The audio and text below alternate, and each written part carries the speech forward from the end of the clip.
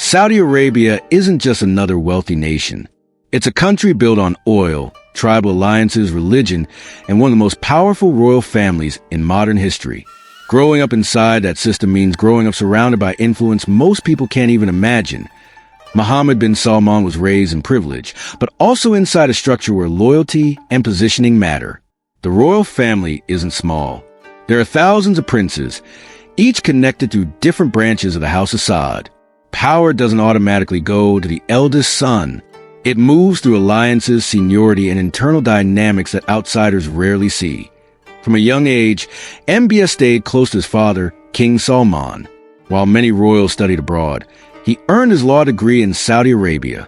That decision kept him deeply connected to local politics and power circles. He wasn't known as flashy or international early on. Instead, he built influence quietly. When his father became king in 2015, everything accelerated. Within months, Mohammed bin Salman was appointed defense minister. Soon after, he became deputy crown prince.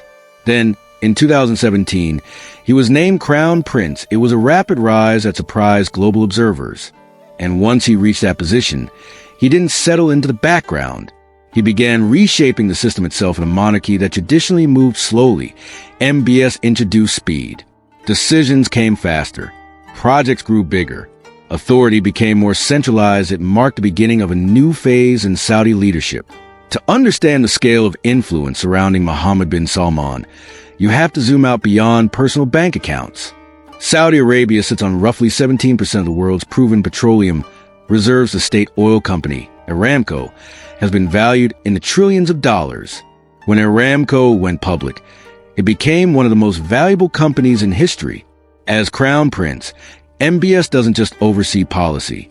He oversees the strategic direction of this entire economic machine. Then there's the Public Investment Fund. The PIF isn't just a savings account for oil profits. It's a tool for reshaping the global economy. The fund holds stakes in tech firms, electric vehicle companies, entertainment brands, gaming giants, and sports organizations. Saudi Arabia's purchase of Newcastle United wasn't just about football. It was about soft power. It was about visibility. It was about being part of global culture. The same applies to massive investments in golf, boxing, Formula One, and esports. Meanwhile, reports of luxury purchases continue to attract attention. The super yacht, the chateau, the private jets. These aren't everyday billionaire purchases. They're statements of status at the highest level. Yet the real power isn't in the yacht or the painting. It's in controlling capital at a national scale. When you can deploy tens of billions into markets almost overnight, you're not just wealthy. You're influential, and that influence stretches across continents. Vision 2030 isn't just an economic plan. It's a cultural shift for decades. Saudi Arabia's social structure was deeply conservative. Public entertainment was limited. Tourism was minimal. Foreign investment outside oil was cautious. MBS understood that younger Saudis wanted change. And young people make up a major portion of the population. Many were educated, connected online, and aware of life outside the kingdom. Vision 2030 aimed open doors without fully abandoning tradition. New industries began to grow. Music festivals appeared in cities that once had none. International celebrities performed in Riyadh. Sporting events that once seemed impossible became routine. The tourism sector began expanding fast. Ancient historical sites like Alula were developed into luxury destinations. New visas made it easier for foreigners to visit. Women entered the workforce in greater numbers. Female participation in business and government increased. While the system remains conservative compared to Western countries, the pace of change has been dramatic by Saudi standards. At the same time, economic diversification became urgent. Oil prices rise and fall. But a sustainable economy needs multiple engines: technology startups, renewable energy projects, logistics hubs. Manufacturing Vision 2030 is designed to build those engines.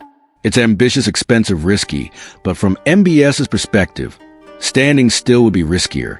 NEOM represents the boldest version of Mohammed bin Salman's ambitions.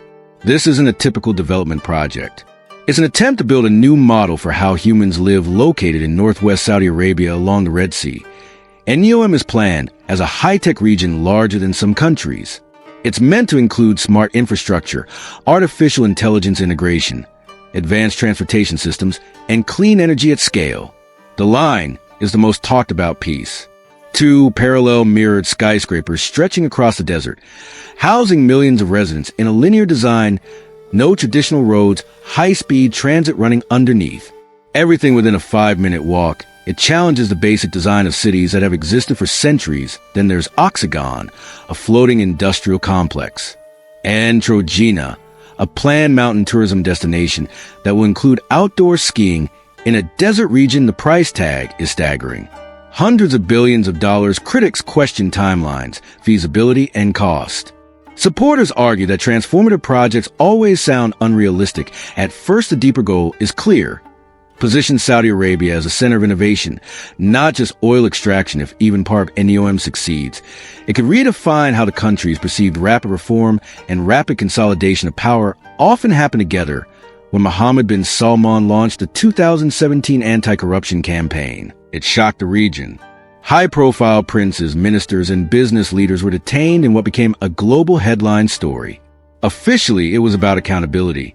Billions of dollars were reportedly returned to the state, but also dramatically shifted internal power dynamics. Rivals were sidelined. Authority became more centralized under MBS internationally. The situation became more complicated after the killing of journalist Jamal Khashoggi inside the Saudi consulate in Istanbul. Intelligence agencies and governments around the world responded with concern and criticism. The event reshaped global perceptions. Some Western leaders distanced themselves. Others maintained close ties due to economic and strategic partnerships despite controversy. MBS has remained firmly in control domestically. Saudi Arabia continues to play a critical role in global oil markets.